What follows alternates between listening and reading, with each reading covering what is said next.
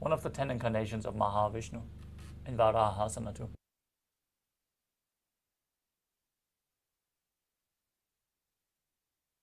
Suryam Chandram Bhedanani Asanani Nikatyate.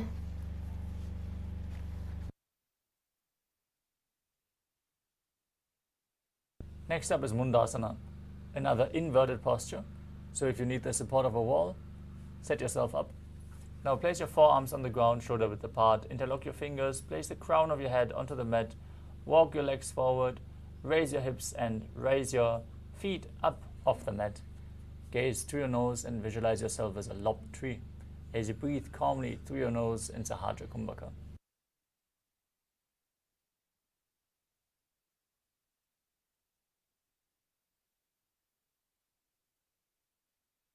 अधो मुंडासनं वक्ष्ये सर्वेषां प्राणिनां सुखम्.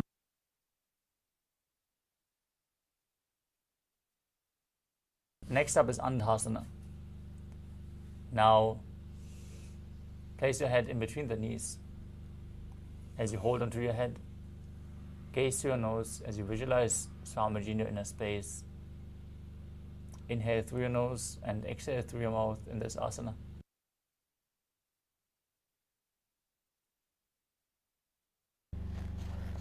प्रथम पगदली से मटारावे कोरमा हिली उभे मिलावे. Next up is Viparita Shalabhasana. Lie down on your belly. Hold on to weights if you want to intensify this asana. And then extend your arms straight out. Lift your thighs, arms and chest off the ground as you visualize yourself as a locust.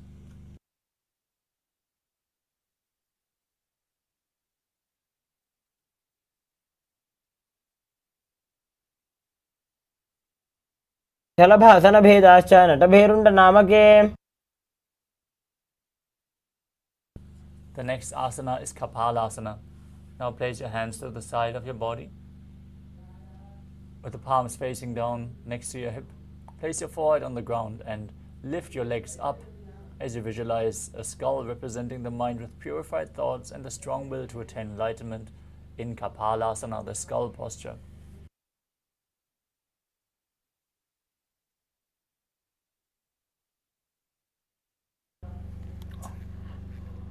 कपालं भूमौ निधाय तिष्ठेत्. Next up is Akasha Kapotasana. As you land your stomach with your hands by the sides, lift your legs over your head and slowly place your feet on the mat in front of your head. Push your hips up, bend your back and bring the toes down as you visualize yourself as a free and open dove.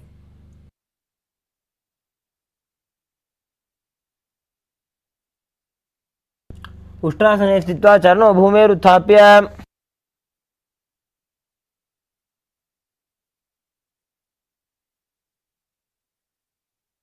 Next up is Chatakasana. As you sit on your knees, bring your chest down so your navel touches the knees. Keep your hand flat on the mat, forearm on the ground. Be sturdy as you visualize yourself as a sparrow.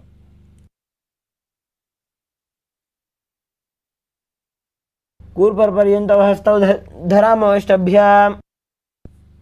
Next up is Vrishchikasana too.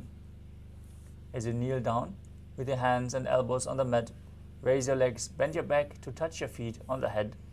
Lift your chin and hold as you visualize yourself as a scorpion. Breathe in Sahajra Kumbhaka.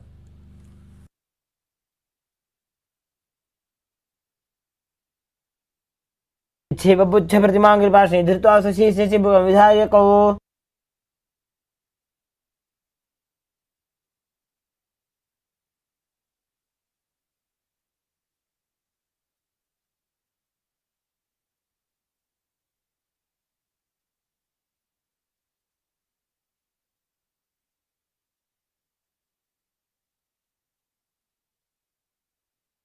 Next up is Vrishasana. As you place your perineum down on the right heel, keep the left foot outside the hip with the toes pointing to the side. Place your hands in front of your body. Visualize yourself as a bull as you breathe in Antaranga Kumbhaka, inhaling forcefully through your nose, holding your breath for a short while, and then exhaling slowly through your nose again. याम्यगुल्भे पादमूले वामभागे पदेतरम्. The next asana is Lolasana.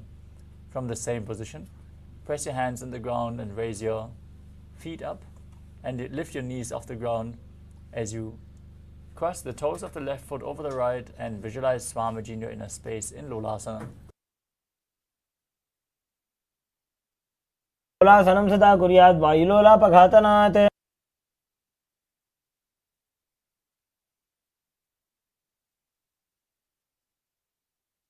Next up is the Vrishasana on the other side. Sit on the opposite heel as you extend the toes out to the other side. Visualize yourself as a bull. Keep breathing in Antaranga Kumbhaka. याम्यगुल्भे पादमूले वामभागे पदेतरम्. Next up is Bala Gunasana. Now place the toes of the left foot down to the ground as you sit on the left heel. Bring the right foot flat. Raise your knee to the chest. Keep your hands on the knees as you visualize Bala Gunahai, one of the 84 siddhars in your inner space.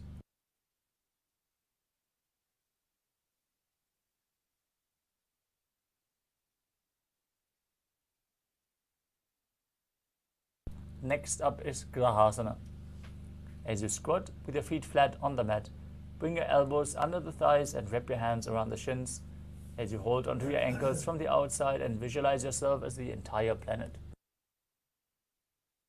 तले भूमौ संस्थाप्य जानो मध्ये कूर्परौ स्थाप्य. Next up is Bala Gunasana. As you place the right toes on the ground and sit on the heel of the left foot, place the left foot flat on the ground with the knee raised towards your chest. Place your palms on the respective knees as you maintain an upright position.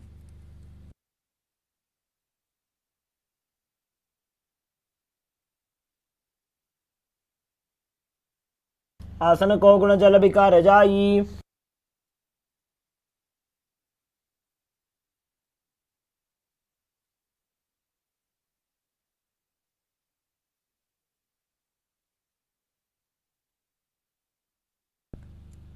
Next up is Utkatasana. You can hold weights if you want to intensify this asana.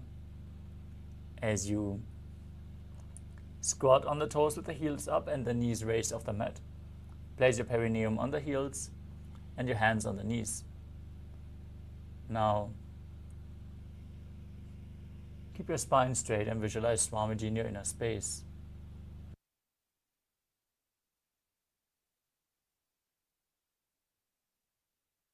युजास्पिजोस्ति यत ऊर्वजानो यत्रासने पादतलध्वजोपरि.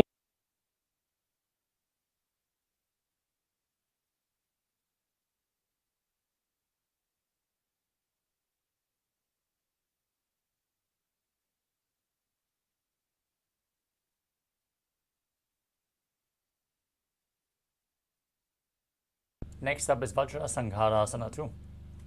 As you sit on your toes with the perineum on the heels, the soles together, knees open wide, cross your arms behind your back, hold on to opposite elbows as you visualize Swamiji in your inner space.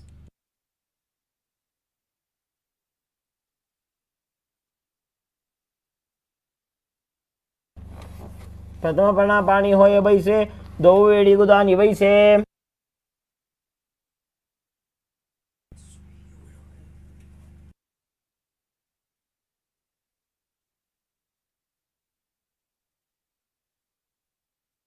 Next up is Anilasana. Now place your hands flat on the mat and step your feet on top as you keep your arms straight and squat down.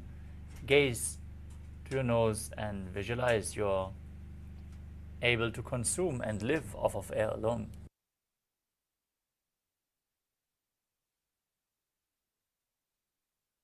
दो हाथ भूमि पर उठाने कहनी जाड़ी नाभि तक आने. Next up is Padukasana. As you place the back of your hands on the mat with the fingers facing towards your body, step your feet on top with your hands wrapped around the feet like a shoe. Start walking around as you visualize you're wearing padukas walking across India.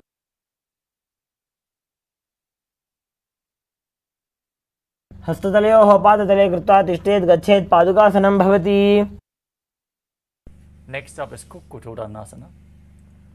As you place your palms on the mat, raise both feet upwards into the air and let them fall back down.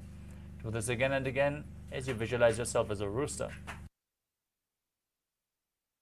हस्ततले भूमौ कृत्वा पादतले चोर्ध्वमुड्डानं कृत्वा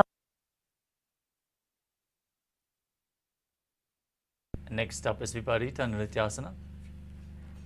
As you place your hands on the mat, raise your legs upwards into a handstand and move around on two hands dancing as you feel yourself become free of all inhibitions.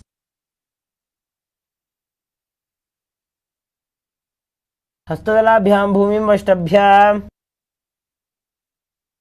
Next up is Kunjarasana. Now, from a standing position, place one palm on the ground and hold your neck with the other hand. Be sturdy as you visualize Swamiji in your inner space. अथ वक्षे वीरनाथ आनन्दमन्दिरासनम्.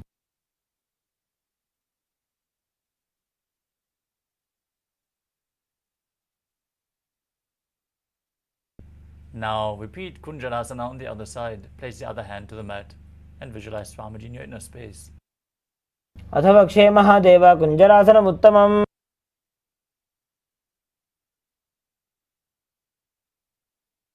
Next up is Kadambasana. As you sit on the ground with the feet flat and the heels close to your body, hold your respective ankles with your hands and lift your feet off the ground as you visualize yourself as a kadumba tree, a pious tree that promotes a long life. Breathe calmly through your nose in Sahaja Kumbhaka. पार्श्वभ्यां भूमिं वष्टभ्य हस्तद्वयेन गुल्फौ धृत्वा. Next up is Pavana Muktasana. As you sit with your heels at the perineum, hold the opposite knees with your hands and pull them in towards your chest as you visualize any excess vata being released from or balanced within your system. सुपादयोः पाणिं लात्वा स्वस्वनितं मगे. Next up is Chakrasana. As you place one leg behind your neck, place your hands at the side and extend the opposite leg forward as you lift your body off the mat. Gaze to your third eye as you visualize yourself as a powerful source of energy.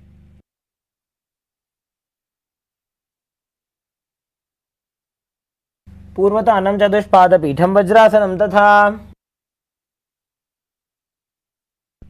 Next up is Dhanurasana 2.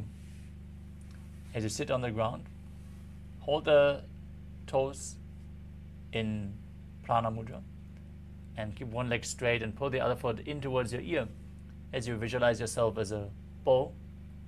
Pull the bowstring, keep the arrow in as you perform Dhanurasana 2. पादाङ्गुष्ठौ तु पाणिभ्यां गृहीत्वा श्रवणावधि.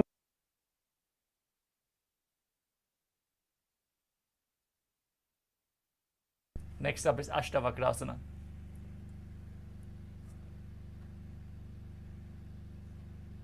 As you lift the left leg over the left shoulder, hook the right foot over top and extend the legs out to the side as you lean forward and balance on your arms, visualizing yourself as a flying crane.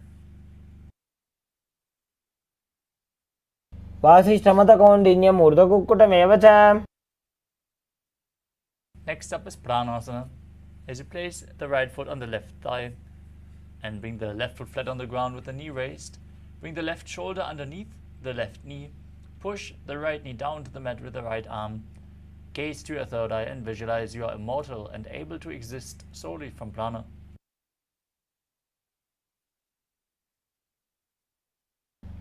एतत् प्रभेदं वक्ष्यामि करोति यस्य चामरः.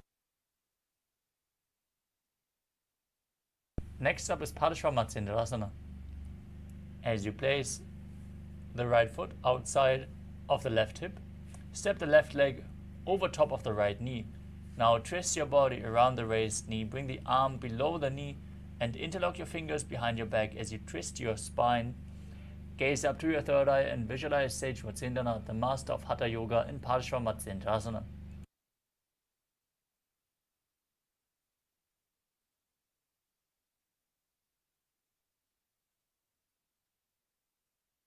The elbow goes above the knee and then below the knee, twisting your arm and then interlacing them. Yes, exactly. And yeah, exactly. Now visualize Sage Matsindana. पार्श्वाभ्यां धृतते यास्तु पार्श्वमत्स्येन्द्रमुत्तमम्. Now repeat Chakodasana on the other side. Bring the other leg behind your neck or over top your shoulder, and then bring the arms to the side and lift your body off the mat. Visualize yourself as a powerful source of energy. पूर्वदानं चतुष्पादपीठं वज्रासनं तथा.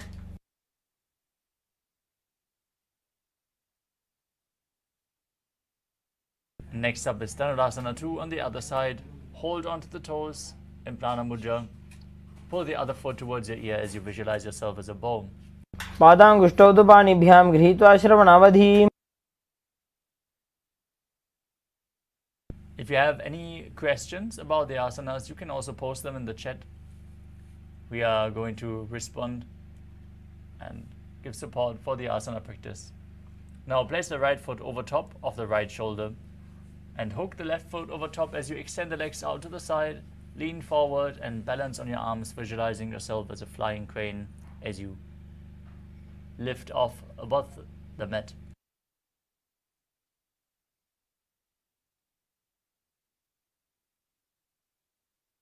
Next up is Pranasana. Now place the other foot over top of the opposite thigh, opposite knee raised, shoulder underneath the knee, pushing the opposite knee down. Visualize yourself being immortal and able to exist solely from prana in Pranasana. एतत् प्रभेदं वक्ष्यामि करोति यः स चामरः.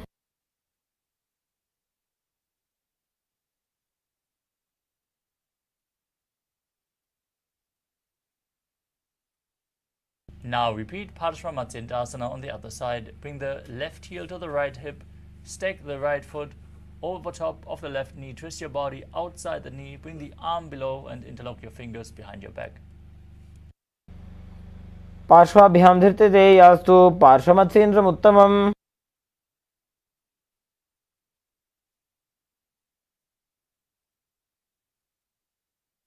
Next up is Ardha Paschimottanasana. Now bring one heel against the perineum and lean forward and down as you hold onto the foot like in Paschimottanasana. Visualize Swamiji in your inner space. Gaze in Vaishnavi Mudra, not focusing on the external objects. Perform Jiva Chala Kumbhaka, moving the prana up and down within your system by your will as you perform the Mula Bandha. एकं पादं प्रसार्य एकं पादस्य पार्श्वनासीवनी सम्पीड्य. Next up is Kranchasana. As you place the left ankle outside of the hip, hold the sole of the right foot and lift the leg up towards your forehead. Keep your knees straight, gaze to your nose as you visualize yourself as a crane. उत्तानपादं क्रौञ्चं च मरीचिं वीरभद्रकम्. Next up is Ardha Paschimottanasana. On the other side, extend the other leg forward, bring the opposite heel to the groin, bow down forward and hold onto the front foot with both hands. एकं पादं प्रसार्य एकं पादस्य पार्श्वनासीवनी सम्पीड्य. Now repeat Kranchasana on the other side. Bring the foot outside the hip, extend the opposite leg straight and up as you visualize yourself as a crane. वासिष्ठमदकौण्डिन्यमूर्धकुक्कुटमेव च.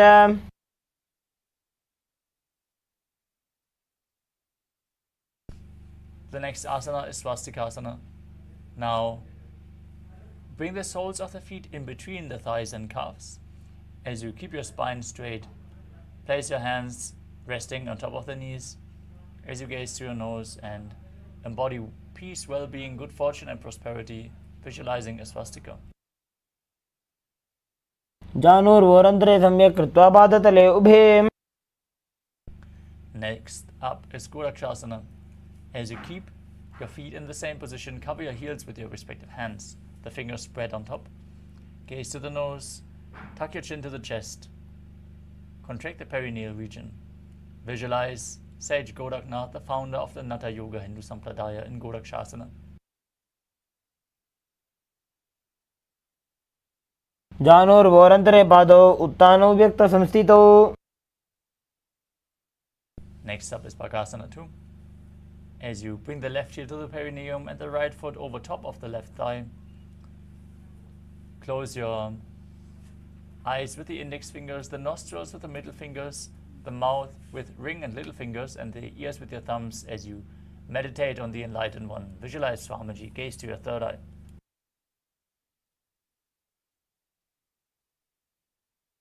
उत्थानौ चरणौ कृत्वा संस्थाप्य परिजानुनः. Next up is Yogasana 2. As you sit with your feet on top of opposite knees, place your hands on the ground beside you with the palms facing up. Gaze to your nose, visualize Swamiji, and perform Kakachanchukumbhaka without touching the front teeth. Placing the tongue near them, one should draw the air in by making the lips like the beak of a crow. This is the superior practice of pranayama.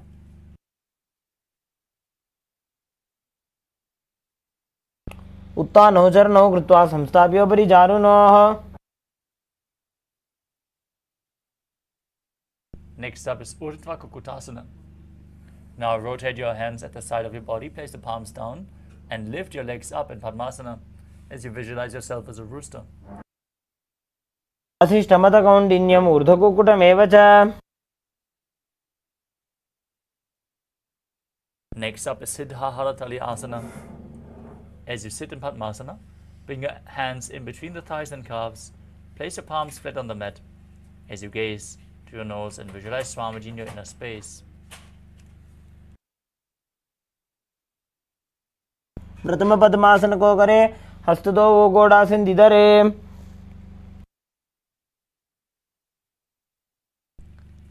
With your hands flat on the mat, push your body off the ground in Hamsasana as you gaze to your nose and visualize yourself as an elegant swan. Kukkutasana स्थित्वा एकेन हस्तेन अन्यस्मिन् बन्धं धृत्वा. Next up is kadumba. From padmasana, place your hands between the thighs and calves. While sitting, reach your hands behind your body, lean forward and down as you interlock your fingers in Padmasana mudra and place your forehead on the mat. Visualize yourself as Pinaka, Lord Shiva's bowl, as you perform the Mula Bandha. करे पद्मासन आचे, सुधो सोवे भूपरि पाछे.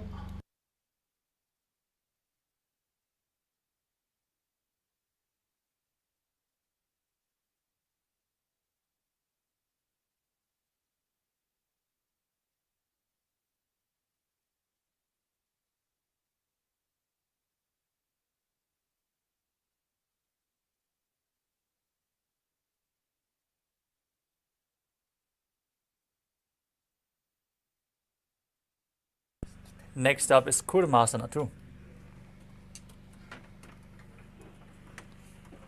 As you sit in Padmasana, bring your arms between the legs and bend your elbows to hold on to your neck. Balance in this position as you visualize yourself as a turtle, having a stable body and mind to live for hundreds of years.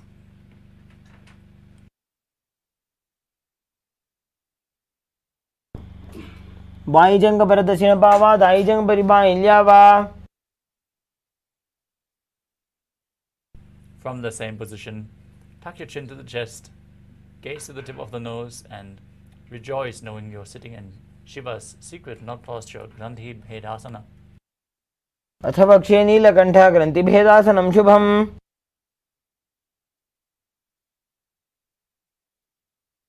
Next up is Uttana Kurmasana. From Padmasana, insert both hands through the thighs and calves and roll onto your back as you hold on to your shoulders, gazing to the nose and embodying a turtle laying on its back as you perform the Mula Bandha.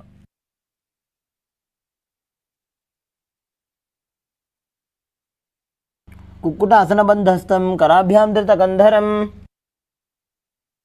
Next up is Pangu Kukkutasana. As you keep your hands in between the thighs and calves, one palm flat on the ground, hold the wrist of that hand and raise your body up, balancing on one arm. Visualize yourself as a rooster. Keep breathing in Kakachanchukumbhaka through your rolled up tongue. Kukkutasana स्थित्वा एकेन हस्तेन अन्यस्मिन् मणिबन्धं धृत्वा. Now repeat Pangu Kukkutasana on the other side. Lift your body up and visualize yourself as a rooster. कुक्कुटासनं स्थित्वा एकेन हस्तेन अन्यस्य मणिबन्धं धृत्वा. Next up is Kritrasana. From Padmasana, place your elbows on your toes and interlace your fingers. Rest your chin on the knuckles, press your thumbs to the throat as you visualize you have gone beyond all greed and covetous.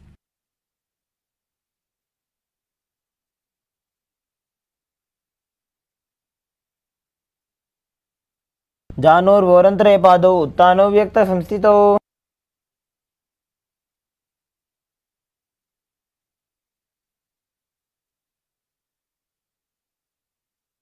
Next up is Padmasana 3.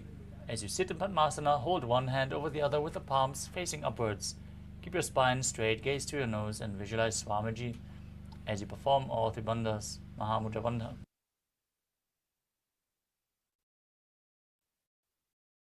दिवच्छक्ति स्थितौ योगिरात्. Next up is straight, gaze to the nose, and visualize Paramashiva in your inner space. एतत् पद्मासनं कुर्यात् प्राणवायुप्रसिद्धये. Next up is Kadumba 2. From Padmasana, hook the right hand index and middle finger around the right big toe. Move the toe round and round as you keep the other hand on the respective knee. Perform the Mula Bandha. Visualize yourself as Pinaka, Lord Shiva's bow, as you then repeat the movement on the other side.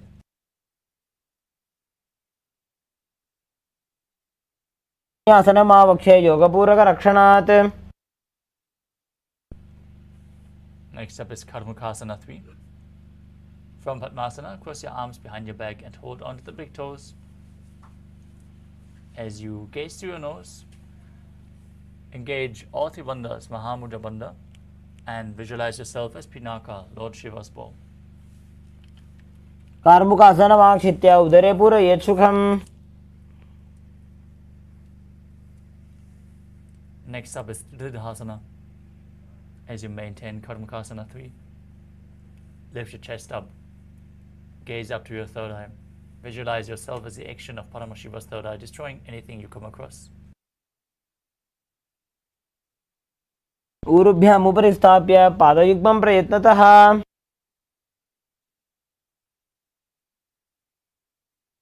Next up is Nagarasana. From Karmakasana 3, with your arms behind your back, roll on your back. If you can't hold on to the big toes, just lay on your arms with the legs in Padmasana as you visualize yourself as a snake and gaze to your nose, performing the Mula Bandha.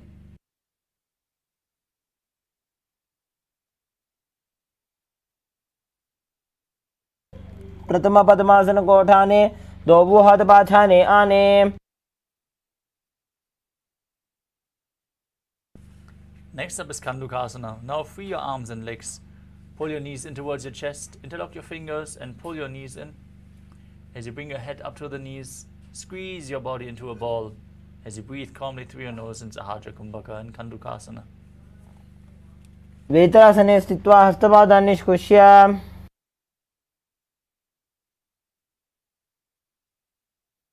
Next up is Urdhva Bhavanasana. Lay down on your back, interlock your fingers behind your neck and keep the knees raised with the feet flat. Gaze towards your nose and visualize Swamiji in your inner space as you perform the Mula Bandha.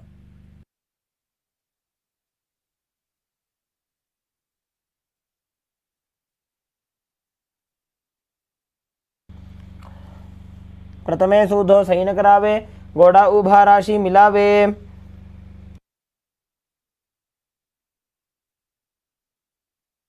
Next up is Madhakata Pitasana.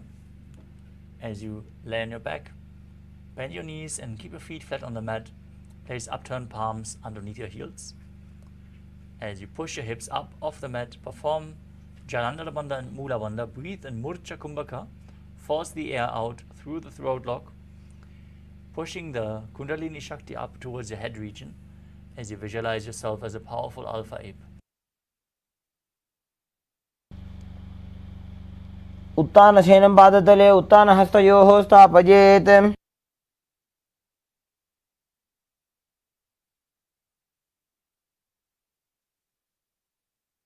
Next up is Utthana Shikipitakasana.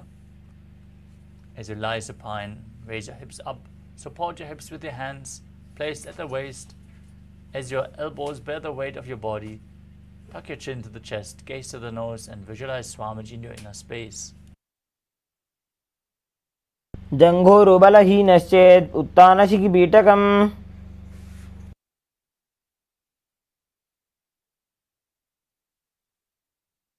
Next up is Nadakasana. As you lay on your back, lift your legs and hips up. Place your hands flat on the mat for support. Balance as you keep your legs straight, visualizing yourself blissfully traversing through Nalakaloka unscathed. ग्रीवाकण्ठेन भूमिविष्टम्भा पादाग्रद्वयमूर्धमुन्नयेत्. Now bring your hands to the lower back for support as you straighten your spine and slowly lower and angle your legs down as you keep your core engaged, visualizing yourself as a boat crossing the ocean of samsara in Tirya Naukasana. नौकावत् स्थित्वात् ऊर्ध्वं पादाग्रद्वयं नयेत्. Now place your hands back on the ground, your legs up straight like a flagpole as you visualize yourself as the Kailasa flag, respected across all nations in Dvajasana.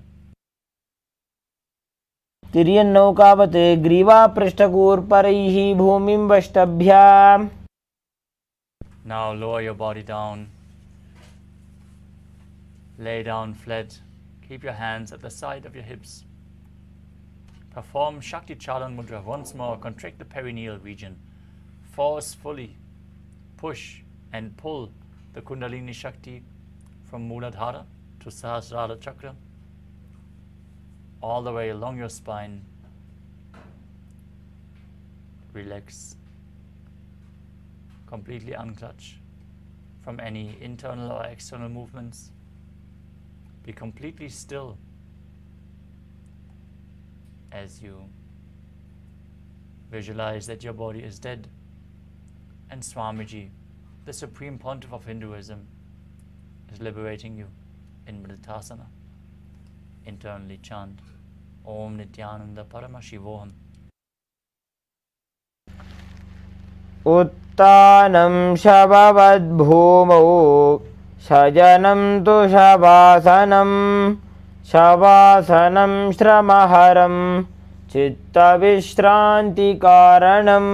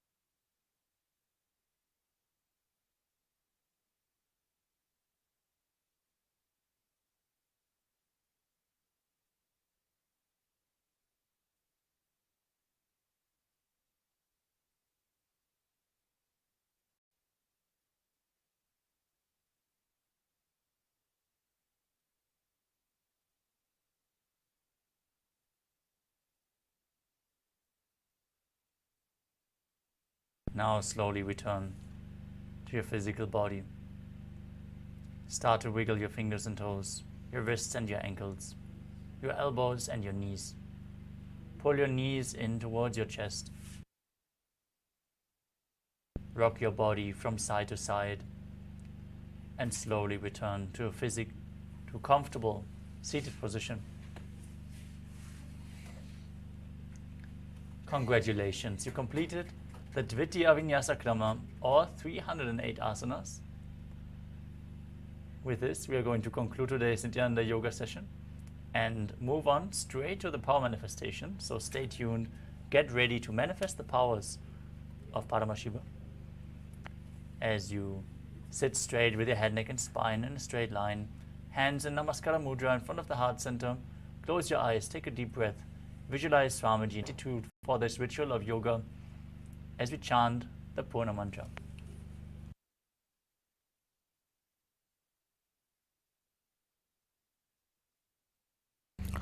ॐ पूर्णमदः पूर्णमिदं पूर्णात् पूर्णमुदच्यते पूर्णस्य पूर्णमादाय पूर्णमेवावशिष्यते ॐ शान्ति शान्ति शान्तिः हरिः ॐ तत्सत् सर्वं भगवत् श्रीनित्यानन्द परमशिव पादुकार्पणमस्तु ॐ नित्यानन्दम्. Thank you all. Nityanandam.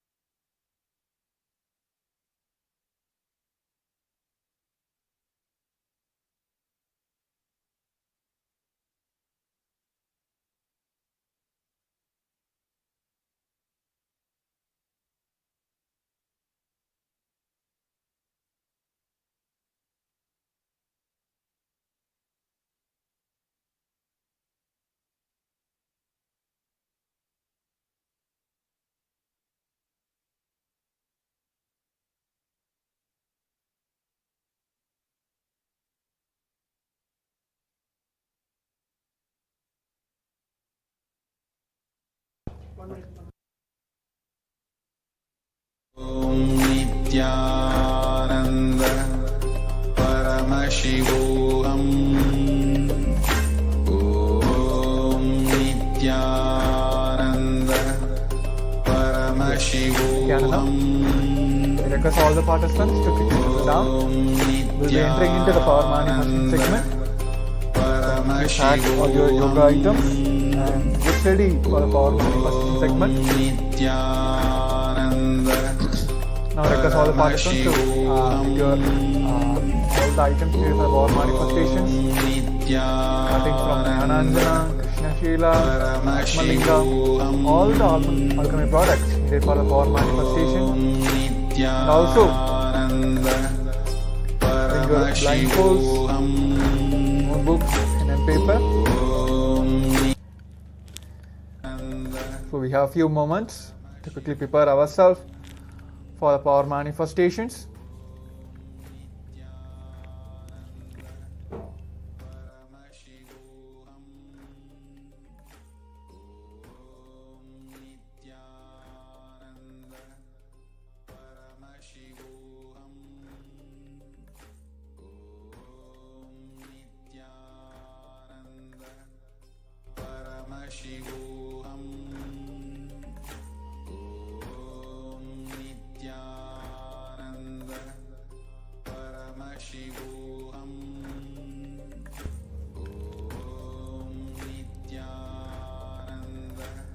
Nityanandam Paramasugadam Kevalam Jnanamurtim Dvandvadidam Gagana Sadrisham Tattvamashyadilaksham Egam Nityam Vimalamachalam Sarvadi Shakshibhudam Bhavadidam Trigunaragitam Sadgurum Tam Namami.